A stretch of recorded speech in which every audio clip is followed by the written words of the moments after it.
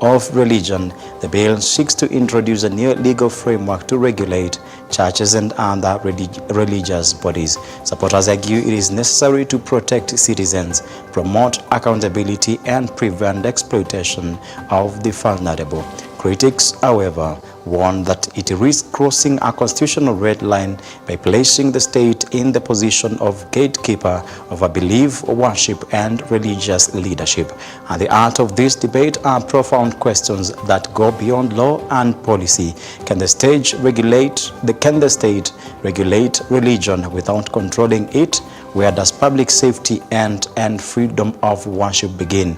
And could this legislation, if passed as proposed, reshape the relationship between the church, the citizen, and the state for generations to come? Tonight, we examine the most critical questions raised by the Religious Organization Bill, questions that Parliament, the courts, and the public must answer before Kenya decides the future of religious freedom in the country. This is JKS, a special edition on faith in scrutiny. Very well in matters of ministry, and I'm persuaded in my heart that even the president is not aware of the details in the bill. Hiyo bili haijatengenezwa na watu ambao wanaelewa Mungu wa taifa la Kenya. Ni sisi kama wachungaji, we have the capacity to regulate ourselves, to manage our affairs. Tungeomba kwanza kabla ile mpango yao wanaturingia nayo ati ni vile. The people who are praying for the same people, praying them in, ended up doing Shakahola. Church, are we together?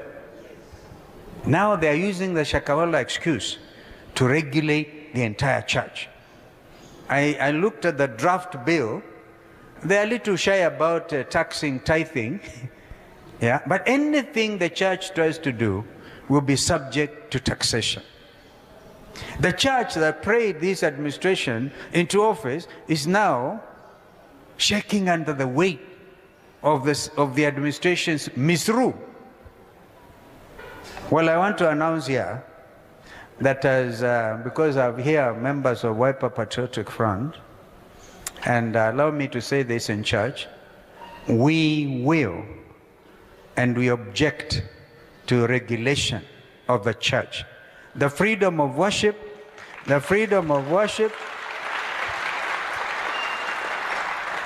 Remember, some of these friends were opposed to this constitution, but we went ahead and got Constitution 2010, which now guarantees the freedom of worship. So you cannot attempt to limit that freedom. And you know, there are all kinds of denominations in this country. There's one group where I used to be a member of parliament for Mwingi North, Kitui North, called the Kabonokia group. They never would take out their voter's card, and they will never therefore go to vote, but they will come and pray for us. God speaks to his people differently. Now you cannot force them to do that which in their conscience is not right. And this is faith under scrutiny, what the bill means for everyone. My name is Jeffrey Kimaiyu. Somba. Our social media platforms always remain EBN TV all across, and our SMS line being 23059. Come with me as I simplify what the bill means to you and to everyone. And the Religious Organizations Bill 2024 was drafted following the tragic Shakahola massacre, linked linked deaths of hundreds of believers, and a rogue religious group. A presidential task force on the legal and regulatory framework governing religious organizations was formed and made recommendations to prevent similar harms. And one core recommendation was to establish a dedicated legal and institutional framework to oversee religious bodies, including a religious affairs commission or oversight mechanism. And we're looking at the bill was introduced in the Senate in 2024 by Tana River Senator Danson Buya Mugatana. It has generated major public and clerical controversy and is undergoing public participation and parliamentary scrutiny as late 2025. And according to its memorandum of objects and reasons, the principal objectives are to provide a comprehensive legal framework to regulating religious organizations, and number 2, protect freedom of religion and freedom of association as guaranteed in the Constitution, and number 3, combat religious extremism and abuse of religion. Number 4 is to promote governance, transparency, accountability in religious institutions. Number 5, enhance religious tolerance. And the bill argues that existing laws, primarily by the Societies Act, are insufficient for regulating religious life and preventing rogue or extremist movement. And we're looking at a registration framework of religious organizations and umbrella religious organizations must register with a new office of the Registrar of Religious Organizations before operating, and the registrar will maintain an official register, issue certificates, and can suspend or cancel the registration. Registrations must include organizational constitutions, leadership details, member lists, and doctrinal statements. They are looking at the implications where this intended to formalize how religious groups operate, but critics say it institutionalizes state control over church identity and leadership. And looking at part B of it, where qualifications and governance, that the bill introduces a formal qualification, e.g. theological degrees, diplomas for leaders. Every organization must have a board of trustees and meet minimum governance standards. Another implication is that supporters say this reduces unqualified leaders and dangerous groups. Opponents say it imposes secular standards on matters of faith and discriminates against smaller churches. And C of it, annual returns and accountability, and that religious groups must submit audited accounts, member registers, asset declarations, and sources of funding annually. And looking at the effect, it expands financial oversight and reporting, which proponents argue it improves accountability, but critics say creates administrative burdens, especially for smaller and rural congregations. And number D of it, umbrella religious organizations. The bill allows formation of umbrella bodies that oversees groups of religious organizations, set codes of conduct guidelines, and help with internal dispute resolution. And at the effect of it, it introduces a layer of self-regulatory structure, though with governmental oversight and potential. And E of it, offenses and penalties. Strict penalties for non-compliance with the registration, reporting, and operational rules, and some fines reach up to 10 million or imprisonment up to 10 years for serious violation. The bill also prohibits coercive or exploitative religious recruitment or conversion, especially involving minors. And the effect is punitive measures aimed to protect vulnerable citizens, but critics stress they could be abused to curb legitimate religious expression. And F of it, political activity restrictions. This is a controversial clause, whereby clause 62 in the commentary and not definitely part of the text yet widely discussed would bar religious organizations from engaging in political activity intended to gain power or support candidates. And we're looking at the debate over this clause that some fear this could criminalize even non-partisan civic education or voter registration drives by faith groups, potentially weakening their role in democratic engagement. And we're looking at the fourth, which is the constitutional context, freedom of worship, freedom of religion in the Constitution. And this is Article 32 of the Constitution of Kenya guarantees every person's right to freedom of conscience, religion, belief, and opinion, the right to manifest one's religion individually or with other through worship, practice, teaching, or observance in public or private. And we look at the protection against discrimination based on religion, and that the Constitution also states Kenya has no state religion and it requires state impartiality towards religion. And we're looking at key freedom principles, and number 1 is freedom to worship includes public and private expression of belief.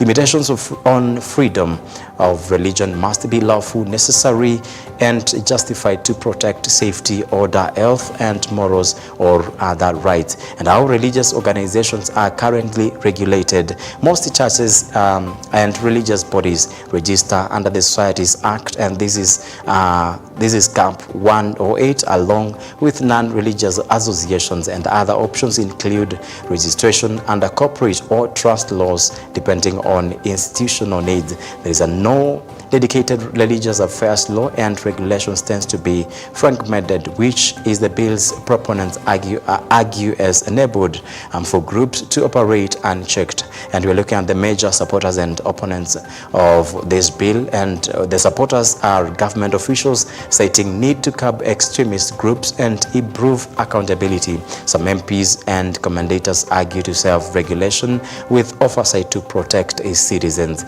Looking at the opponents, Evangelical Alliance of Kenya, this is EAK, argues that the bill threatens constitutional rights and lacks adequate public participation. Church and Clergy Association of Kenya is also another opponent. This is CAK, says existing frameworks service, and the bill adds necessary state interference, and Pentecostal bishops and other clergy groups are also opponents of the same bill, warning of unconstitutional oversight and punitive impact. Public figures like Babu Owino have also criticized the bill as potential tool to control the church. And we're looking at the main points of contention and issue. We're looking at the government proponents, church, and critics. And we're looking at the need for regulation, yes, to prevent extremism and harmonize framework. No, existing law is sufficient. Risk of state control. Freedom of worship are protected but balanced with safety. Bill infringes Article 32 protections. Public participation must be enhanced. Inadequate consultation and penalties and qualifications ensure accountability.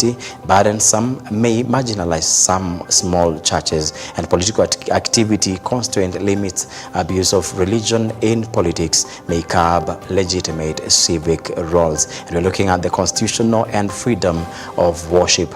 Thus, mandatory registration is a condition to operate or violate 32 of the Constitution, which guarantees freedom of religion and worship without state permission. And question number 2 that we need to ask ourselves: does requiring submission of doctrinal statements amount to unconstitutional state scrutiny or belief? Question 3 is deregistration or suspension of a religious organization effectively ban a worship, and is that constitutional? And Part B of it is all about state power and overreach, where this is taking us to maybe 3 questions of the same, and we're starting from question 4, where what safeguards prevent the registrar of religious organization from political or ideological abuse of power? Question 3 on this 2 on the same. This is question 5. Can a future government weaponize this law to silence religious dissent or criticism? Then question 6, why is a new religious regulator necessary when existing laws already govern associations and criminal conduct? Then section 3, it's about governance and leadership, and we have 3 questions on the same. Who determines the minimum qualifications for religious leaders, and on what theological or constitutional basis? Question 8, does imposing formal qualifications discriminate against calling-based or non-institutional ministries? And question 9, does the bill undermine the autonomy of religious communities to choose their own leader? Segment B, this is all about this is all about financial and administrative. Are the financial reporting and audit requirements proportionate to the voluntary nature of religious organizations? Question 11, will compliance cost marginalize small, rural, or low-income congregations? Then question 12 on the same segment, are the penalties for non-compliance punitive rather than corrective? Then segment E of the same, political activity and democracy. Question 13, what precisely constitutes political activity under the bill? Then question 14, can preaching on justice, elections, corruption, or governance be criminalized as political activity? Question 15 on the same segment, does restricting church participation in civic life weaken democratic accountability and moral oversight? Then segment F of the same, children and vulnerable persons. Why create religious-specific offenses instead of enforcing existing criminal and child protection laws? Question 17, who determines what qualifies as coercive religious practice and by what standards? Question 18, does the bill risk criminalizing normal religious upbringing and parental faith instructions? Then we have segment G, this is umbrella bodies and self-regulation. Question 19 from the same segment, umbrella religious organization genuinely, voluntarily or indirectly compulsory for compliance? Then question 20, will umbrella bodies become gatekeepers that exclude minority or dissenting faith expressions? Question 21, does state recognition of umbrella bodies impose artificial hierarchy of autonomous faith tradition?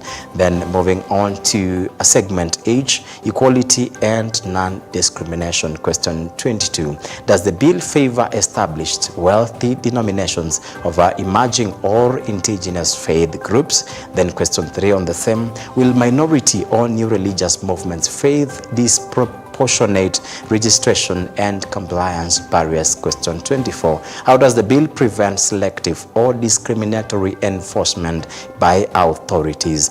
Then we're moving into the public participation and process. This is a segment I. And question 25, was public participation sufficiently inclusive nationwide and meaningful as required by the Constitution? Question 26, were churches and faith communities involved as co-creators or merely consulted after drafting? Question 27, have substantive concerns raised by clergy been incorporated into the bill? Then segment G, necessity and alternatives. Question 28, is a sweeping new law necessary or would stronger enforcement or of existing laws service? Why not prioritize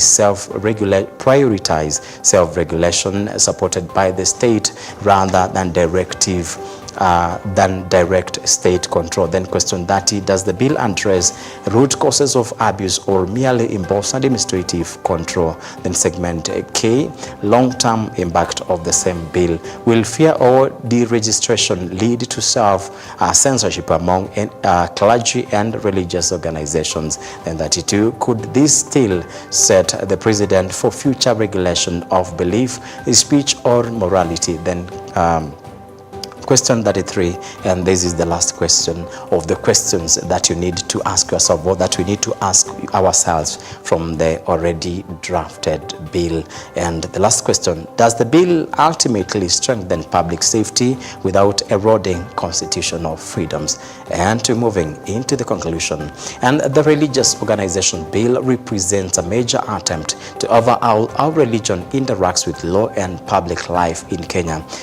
Its proponents frame it as necessary to protect citizens, enhance transparency, and prevent extremism. Its opponents see it as a dangerous encroachment on constitutionally guaranteed freedom of worship, belief, association, and expression, as well as potentially punitive and bureaucratic regime. The outcome of the 2025 public participation and parliamentary debates will be crucial for shaping the future of religious life and democratic engagement in Kenya.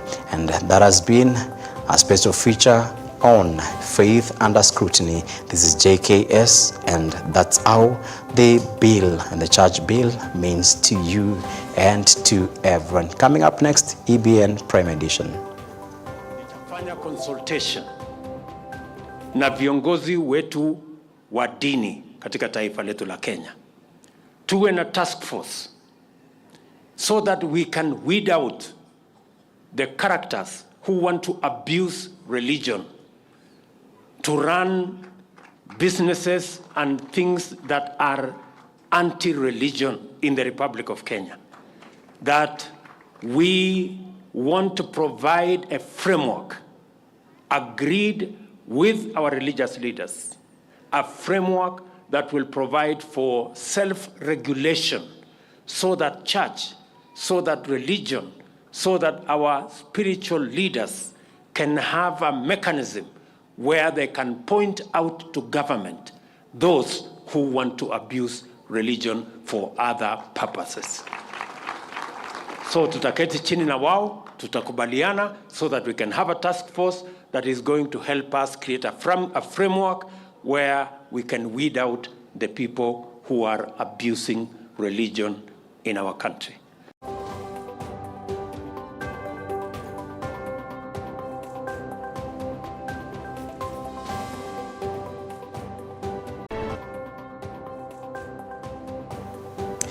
You're just joining us now. You're in the right time, right place, and the right position. And this is EBN TV, week prime edition. My name is Jeffrey Kimaiyu Somba, and this is what we had packed for you tonight. And President William Ruto has used the International Minority Ranch at the State House Nairobi to condemn those who are claiming that this administration had abandoned his signature bottom-up economic model. Speaking before representative of minority communities, Ruto said that the government is committed to delivering its projects, whereby his remarks were delivered with emphasis directly to opposition leaders who have repeatedly accused his government of shifting away from campaign promises. Ruto said that ongoing reforms and projects are all part of long-term strategy he unveiled during campaigns. Ile mpango yao wanaturingia nayo ati ni vile ya kugawa a non-existent government. Ati wewe utachukua 40%, wewe utachukua 50%, wewe. Now, friends, if the only plan you are walking around with is how to share a non-existent government, I don't know, 40% to this character, 20% to that character, kwani nyinyi mnafikiri sisi ni wajinga kiasi gani? Ati serikali ni yenu, watu mmeketi chini kwa hoteli watu 10. Ati mtagawa serikali na sisi mamilioni hawa.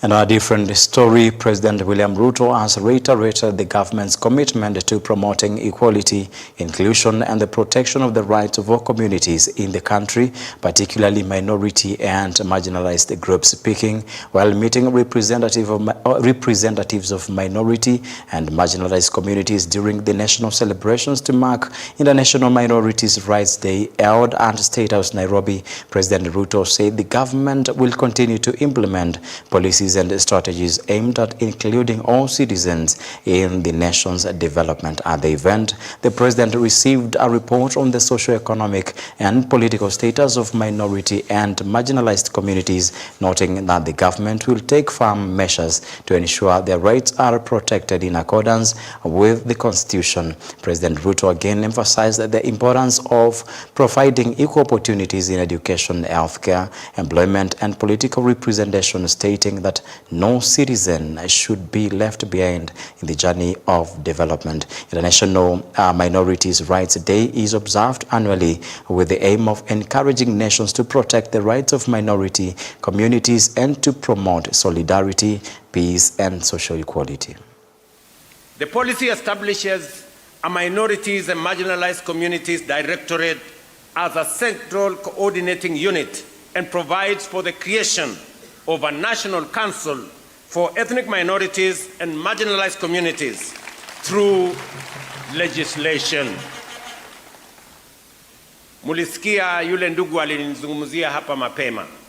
Akasema ili tuwe na mpango kamili na uwezo wa kuhakikisha ya kwamba kuna protection na usimamizi wa sawasawa kwa wananchi wa taifa letu la Kenya wanaotoka katika minority groups, lazima tuwe na sera na lazima tuwe na sessional paper na pia tuwe na sheria ambayo italazimu kila kitengo ya serikali kuhakikisha ya kwamba wale wachache wanashughulikiwa na serikali ya Kenya. Na ndio nimesema kupitia sera hii ambayo tumepitisha kama baraza la mawaziri, sasa tutakuwa na mambo matatu ya muhimu. Ya kwanza, ile unit ambayo imekuwa ni unit ya coordinate mambo ya minorities, sasa itakuwa a full directorate katika ofisi ya rais. Jambo la pili, ili kusiwe na mambo ya karata ya pata potea ama guesswork, tuwe na sera ambayo itapitishwa, tumepitisha katika baraza la mawaziri, na mapema mwaka ujao tutapeleka bunge. The University Academic Staff Union WASU Nairobi chapter has warned the management of the University of Nairobi against allowing external interference in the appointment of the institution's top leadership positions. WASU leaders have strongly criticized the decision to re-advertise the position of Vice Chancellor, saying the initial recruitment process that was initiated earlier this year was neither properly concluded nor conducted in accordance with the established legal procedures. Speaking on behalf of the union, WASU leadership stated that halting the initial process and starting a new one raises serious concerns about transparency, accountability, and the possible influence of political pressure or personal interest in the management of the university. WASU emphasized that the recruitment and appointment of senior university leaders should be guided strictly by merit, integrity, and existing laws without interference from individuals or external institutions. The union has warned that it will take legal action if the university management fail to respect the autonomy of institutions of higher learning and adhere to the law. Spend money for all these processes to be done, and the public is concerned. Why we re-advertise before we know the outcome, publicly know the outcome of the interviews that were done? We believe strongly, and because we are a university, we believe strongly on merit, that any recruitment done in the public sector, in the public service, should be on the basis of merit, the basis of professionalism, not the basis of nepotism, not the basis of ethnicity, not the basis of political expedience. Any kind of operational involvement from any quarter that violates laid down university statutes, laws of the land, will be met not with just a scathing rebuke, but with swift actions that the union will deem fit. That past where the chancellor, be very clear about this, the past where the chancellor meddled in the daily operations of the university, as was with the previous chancellor, the days when the council overstepped their mandate.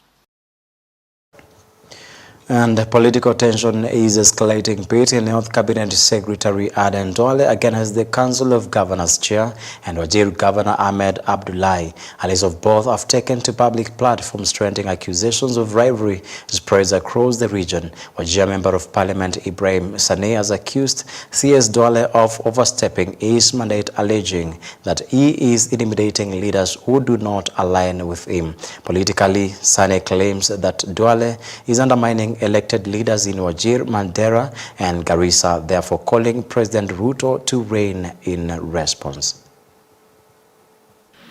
The recent remarks, which are aimed at blackmailing the President, His Excellency Dr. William Samoei Ruto, Honorable Aden Duale, and other notable leaders from across the divide in northern Kenya, are malicious and misleading, aimed at causing hatred and division among communities and their leaders who have coexisted and lived peacefully together for many years, all aimed at fulfilling Honorable Saneh's personal interests at the expense of socio-economic development of his constituents. If we want to account this government by the employments that they have made, especially the commissioners, the PSS, majority are one tribe, and we are happy with it. The other small appointments that the government, the president has done, which we are happy about with it. And then now, so please, Brother Duale, we don't want to account you. So before you are accounted, sumbue watu, and then you are a senior politician. Waziri wetu wa afya Adan Duale, naona kama anaingilia siasa ya Wajir sana. Yeye ni ndugu yetu, yeye ni waziri wetu, sisi tunampenda, lakini kile iko, yeye ni mtu ya Mandera. Yeye mtu ya Garissa. Yeye mtu ya Garissa, kama ni siasa ya county, siasa ya parliament yake ni Narok Governor Patrick Ndutu has appealed for calm and peaceful coexistence among communities living in Logoriani and Ongata Baringo areas of Transmara South, following rising tensions over disputed boundaries and land ownership that have left hundreds displaced. Speaking in Kilgoris after a day-long engagement with the affected communities, Governor Ndutu called on residents to reject violence and instead embrace dialogue as a lasting solution to the conflict. Ndutu has also warned against inflammatory remarks by some politicians, saying that reckless political incitement has fueled clashes. The national government security team of the county and the sub-county of the two sub-counties are on the ground, and action has already been taken. We know that there were a number of people who were injured, and also some homes were burned, and some children and women have moved to safer grounds, which is the schools. We have already ordered some foods and blankets so that we take care of those women and children who are in schools. But I want to assure you there is an operation going on right now to make sure that that stops completely. We've been having meetings here in this office for the last 3 days to try and consult with the communities around there, between those the Angata people, the people from Logorian, and as well as the people from here, Ngararu and Noretet. And we have made a decision, and the governor has said it, that let the issue first and foremost be treated as a security issue. And the other underlying issues, we will go and address them in the meeting which has been called in Narok by the governor. A section of the Kenya Union of Post-Primary Education Teachers KUPPET in Migori County has urged the Teachers Service Commission TSC to fast-track the retooling of senior secondary school teachers ahead of the expected admission of grade 10 learners in January 2026. Led by KUPPET Migori branch candidate Henry Otunga, the teachers said timely preparation was critical to ensure a smooth transition. The teachers also appealed to the Ministry of Education to release capitation and other operational funds, warning that delays could disrupt learning activities and school operations. As TSC is preparing to retool our teachers so that we are ready to handle the students as they come in, we are also telling the Ministry of Education to release funds in time so that nothing is left behind. As the teachers are ready, so there must be funds and infrastructure to run the programs that are going on.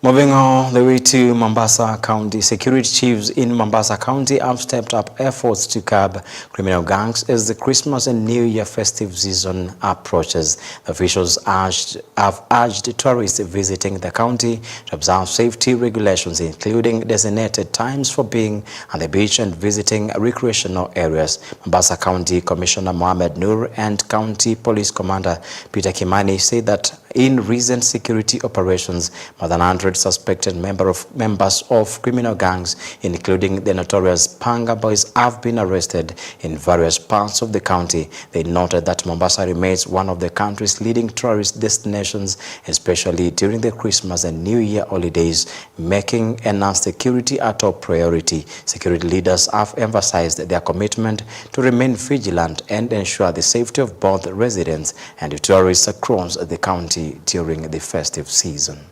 Wale ambayo wanataka kusumbua watu kila siku, hata jana wengine wameshikwa. Yuko mmoja very serious criminal alishikwa jana. Juzi karibu watu 100 hivi na 20 so far wamekamatwa, na tutaendelea kufanya hizo operation kuhakikisha kwamba hakuna mtu atatatiza mambo ya usalama katika Mombasa. Ile tu tunahimiza wale wanaenda up country na nini, eleza jirani yako. Hatutaki kusikia mambo ya kwamba nyumba imevunjwa, mtu ameibiwa kitu. Ni mzuri uambie hata caretaker, na tunahimiza wale wanachunga manyumba za watu caretaker, hakikisha wale wanakuja kwa hiyo gorofa umechukua details yao, umejua ni nani, ndio tusikuwe na mambo ya nyumba mtu kuvunja nyumba ya mtu. Tumeactivate zile beach management committees ambazo watakuwa wanaangalia usalama kule kwenye beach against hawkers na wale tunaita beach boys, na ikifika jioni firimbi inapigwa. Tungependa, kwa sababu of late watu wamekataa kuheshimu hiyo firimbi, ikipigwa jioni inamaanisha high tide inakuja, watu tunaomba tafadhali waondoke. Operations zingine za panga boys na criminal gangs zinaendelea. Juzi Likoni tuliweza kupiga wengine risasi ambao walikuwa wameibia mama fulani na vitu zikakuwa rika. It's Christmas season and we need to look at the safety and how we need to be driving and how we need to be safe and protected upon our roads. And I have something, and this is about the common minor traffic offenses and penalties that if you find yourself, or even you find yourself in that side, these are the penalties you'll be getting after an offense done. And using a mobile phone while driving, and this is section 59A, clause 1. This is, you'll be paying 2,000 for the same. And failure to wear a seatbelt, this is 222A, section 3 and 4. This is 500 shillings penalty. And passenger boarding, alighting, and in unauthorized stops, this is PSV. Rule 66, section 1 and 69. You'll be paying 1,000 for the same offense that you'll have done. And picking, dropping passengers outside authorized stops, and this is for PSV. This is Rule 65, clause F and 69. You'll be paying 3,000 for the same offense. Failure to obey traffic signs, section 52, clause 1, B and 2, you'll be paying 3,000. Failure to obey lawful directions of a police officer, section 52, 1 and 43, you'll be paying 500 shillings. Exceeding speed limit by 11 to 15 kilometers per hour, section 42, clause 1 and 43, section 43 and clause 1, you'll be paying 3,000. Rider or passenger without protective gear, this is for motorcycles. Section 103B, clause 1 and clause 7, you'll be paying 1,000 for the same. Failure to carry produced driving license on demand, section 36, clause 1 and clause 3, you'll be paying 1,000 for the same. Failure to renew a driving license, section 30, clause 4 and clause 3, you'll be paying 1,000. Failure to renew a driving license, yes, that is done. And driving without valid license endorsement for vehicle class, this is section 30, clause 1 and clause 7, you'll be paying 1,000. Driving without, yes, you'll be paying 3,000, sorry. Driving without valid license endorsement for vehicles, for vehicle class, you'll be paying 3,000. Then learner failing to exhibit the L plates front and rear, ile ya kuonyeshana learner, you'll be paying 1,000 for the same. Obstructing traffic by leaving vehicle on the road, section 53, clause 1 and clause 67, you'll be paying 10,000. Then driving through a pavement or pedestrian walkway, section 45A, clause 1 and 2, you'll be paying 1,000 for the same. So if you know that you're rushing to make sure that you enjoy the Christmas festivities at home or in that place, please make sure that you are careful with what you're doing, because that is the offense, that is the rule that will punish you, and that is the fine that you will be charged. Moving on.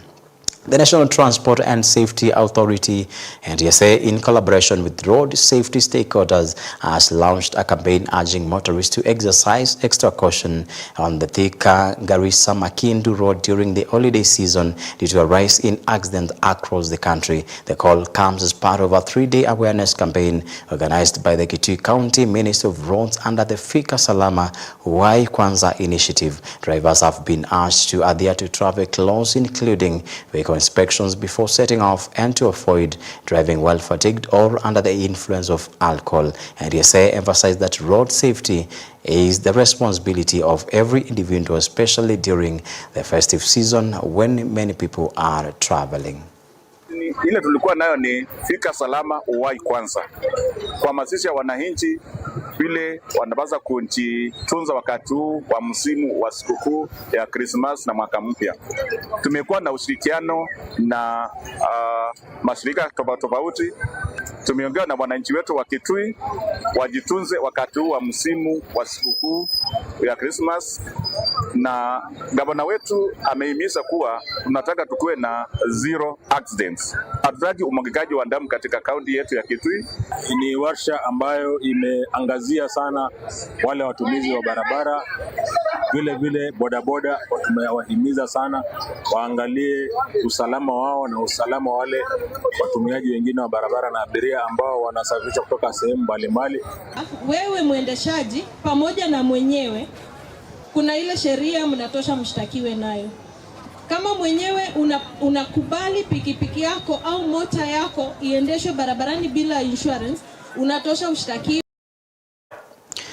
And on a sad note, 4 people have died in a road accident in Kajiado involving a motorcycle and a lorry near the Kajiado locals along the Namanga Highway. The deceased include a boda rider and his 3 passengers who were reportedly hit by the lorry as it was heading towards Kajiado town. Witnesses say the lorry suddenly collided with the motorcycle, killing all 4 on the spot. The driver of the lorry said to have fled the scene immediately after the accident. The bodies of the deceased were taken to the Kajiado Referral Hospital mortuary as investigations into the incident continue. Tumeongea na wananchi wetu wa Kitui. Ile tulikuwa nayo ni fika salama uwai kwanza. Kuhamasisha wananchi. Tumepata ajali mbaya ambayo lori imehusika na ajali, ikawa imegonga pikipiki, kaua watu 4 hapo. Mmoja wao ni namuita babangu mdogo. Kwa hivyo kwa kweli mioyo yetu tuna machungu, tuna masikitiko. Tumepatwa na mambo haya kwa ghafla sana. Na tuko na pigo, tunasikitika sana kama sekta ya pikipiki kwa kupoteza ndugu yetu mmoja ambaye ni memba wetu jana usiku katika ajali iliyotokea hapa Kajiado. Ningependa tu kuhamasisha ama kusihi watu wetu wa pikipiki, haswa hii wakati wa festive season. Ajali tunashuhudia ni mingi sana zinatendeka, lakini mimi ningeomba ya kwamba tuwe waangalifu barabarani. Ningeomba ya kwamba tufuate tu sheria, tuende tu polepole. Utafika tu, enda polepole, beba wale wateja ambao wanahitajika kwa pikipiki. Overload, kwa sababu wakati mwingine hiyo pia inasaidia ama inachangia kukosa balance.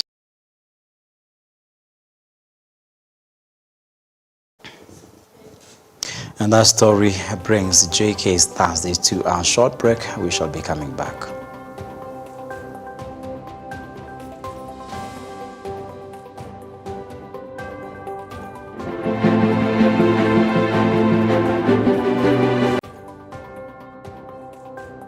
Proceeding with the news that we had prepared for you.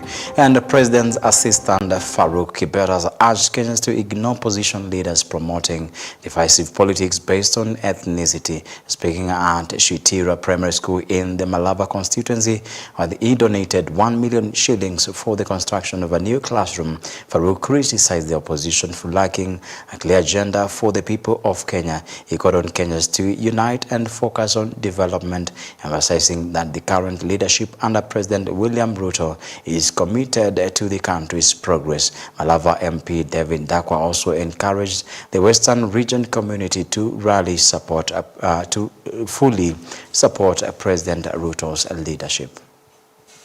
Mimi nimechunguza, nimepima, ni ya kusema na kutenda. Mheshimiwa Dakwa, kuna wale labda hawakupigia kura. Kuna wale labda ama zile sehemu ambazo unajua hazikuperform vizuri sana kupata kura. Sasa wewe ni kiongozi wa Malava, wewe ni mbunge wa Malava.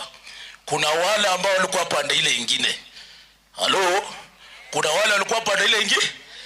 Lazima ufanye nao kazi na uwalete pamoja ili Malava ifanye nini? Isonge.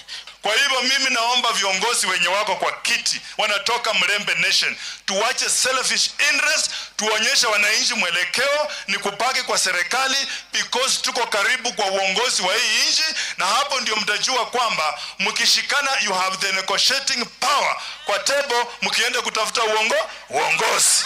Yule mkabila alikuwa ametangaza hapa maneno mengi ya kwamba watu ya Western sijui watakuwa vipi. Watu ya Western si wajinga, wanajua mali wako na mali wanaenda, na njia ya Western inaanza hapa Malava. National Assembly Majority Leader Kimaiyu has strongly endorsed Professor Kithure Kindiki as the political heir of the Mount Kenya region after President William Ruto. Speaking at a UDA party meeting in Embu County, Ichung'wa defended the government's 5 trillion shillings infrastructure development plan, calling it a key long-term strategy for national growth. He highlighted the importance of the project in strengthening infrastructure, boosting investment, and reducing reliance on foreign loans. Ichung'wa also reiterated the unity of the Mount Kenya region, emphasizing that Kindiki, who is currently the deputy president, is a right choice to lead the region after Ruto's tenure. I have seen many of our friends and those who are pretending to be competing with William Ruto in 2027. Assert that there are doubts as to whether the National Infrastructure Fund will be a success and our vehicle to mobilize both public and private resources to move our nation from being a third world to a first world nation. Sijabadilika maono na sibadiliki.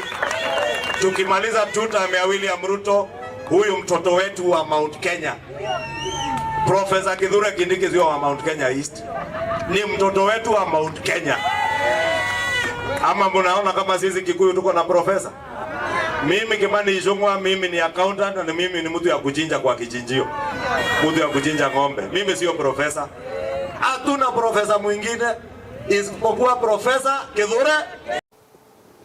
And to good news, the government has successfully created over 15,000 job opportunities for Kenyan youth in foreign countries as part of efforts to address youth unemployment in the country. According to Shadrach Mwadime, the principal secretary in the Ministry of Labor, these jobs are available in countries like Canada and other European nations, covering sectors such as healthcare, construction, and seasonal work in agriculture. Mwadime added that the government is working closely with the European nations to ensure the well-being of Kenyans working abroad following challenges faced by some workers in the Middle East. He urged youth to ensure they have the proper travel documents to take advantage of these opportunities. Kwa uchumi wetu kwa wakati huu kuna shida. Na uchumi wetu hauwezi kuandika watoto wote wanapotoka shule. Lakini mtu akiweka mikakati, akili ambayo mzungu wako nayo, hata Mwafrika anaweza kumshinda. Sisi sio watoto ambao pengine ni wa Mungu mdogo, yule Mungu ambao anamwamini, hata na sisi tunamwamini.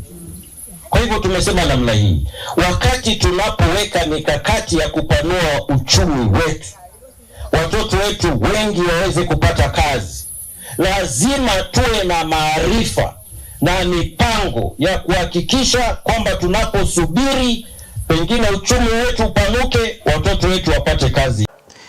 Mombasa Governor Abdul Swamad Nasir has revealed plans for a government-backed scholarship program for students in the county, set to launch next year when schools reopen. Governor Nasir stated that all county governors have agreed to allocate funds to support this initiative in line with directives from the Office of the Controller of Budget. He emphasized that his administration will work closely with local ward representatives to ensure the successful implementation of the program, which aims to ease the financial burden on students pursuing education.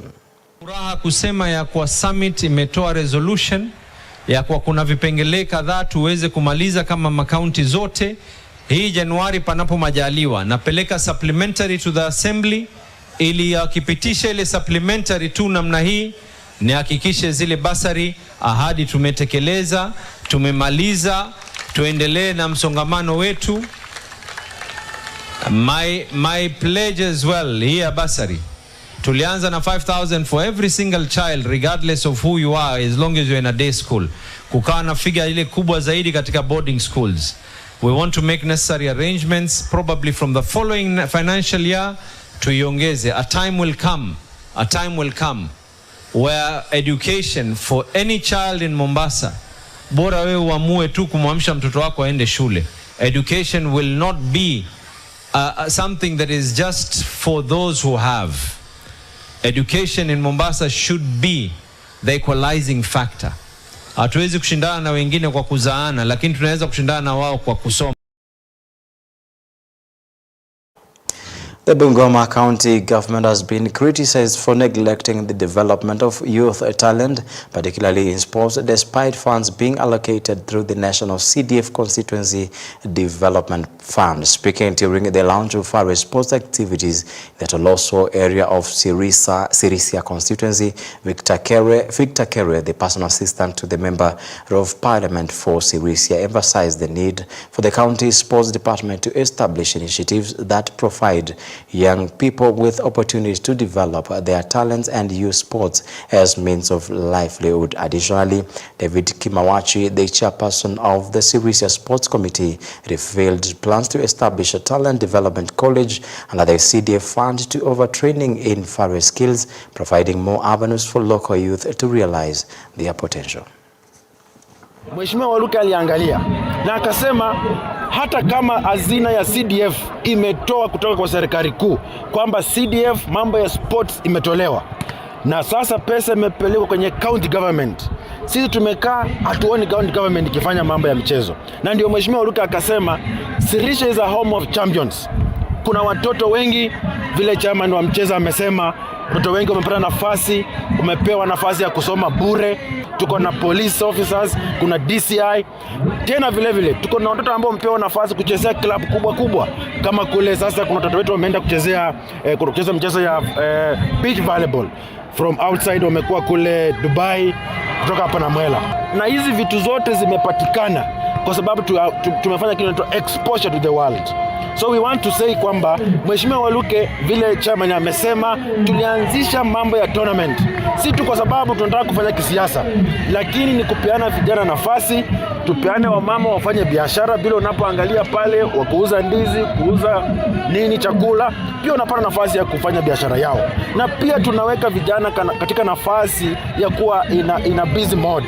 Kijana asijipate kwa mambo mabaya, mambo ya dawa za kulevya, mimba za mapema. Akitoka kwa uwanja hapa amechoka, anaenda nyumbani anapumzika.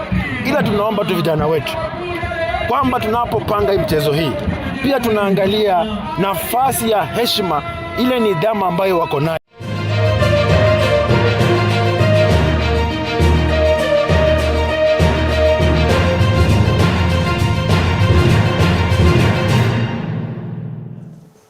You here and you like sports, that's where we're moving to. Kenya's women's handball team has secured second place and a silver medal at the Africa Youth Championships, continuing to fly the nation's flag high in the sport. Despite not winning the title, the team delivered an impressive performance, reaching the finals before losing to Senegal in a thrilling match played in 2 sets. Kenya lost a fastest set 13-12, and the second set was narrowly lost 15-14, and the runners-up finish guarantees Kenya a spot at next year's Youth Olympic Games. The national sports body has praised the players and coaching staff for their dedication, highlighting that this achievement signals the growth of handball in Kenya and the ongoing investment in youth sport. But second half tumecheza vibaya sana. Hatukucheza vile tulikuwa tumeexpect. Nadhani imetokana na kupanic. Wasichana wamekuja aka lose morale kulingana ile first half imeenda. But tutapick from hapo. Vile nimekuwa nikisema hapo mbeleni ni kwamba kipaji lazima tuzikuze. Na ukiangalia handball sasa katika hao watoto wadogo namna hii na wanachukua silver, basi ninajua kwamba tukifika miaka ingine hapo 2-3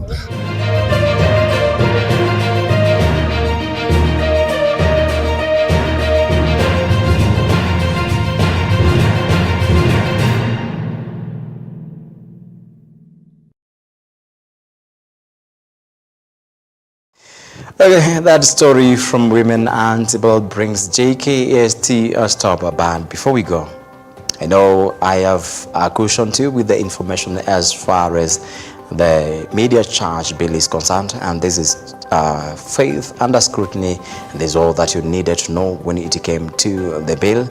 And again, we gave all the news that you wanted tonight from EBN TV. Now it's Christmas time. We have a thought and we have a point to ponder. We are made in different standards, in different states, and in different types and lifestyles.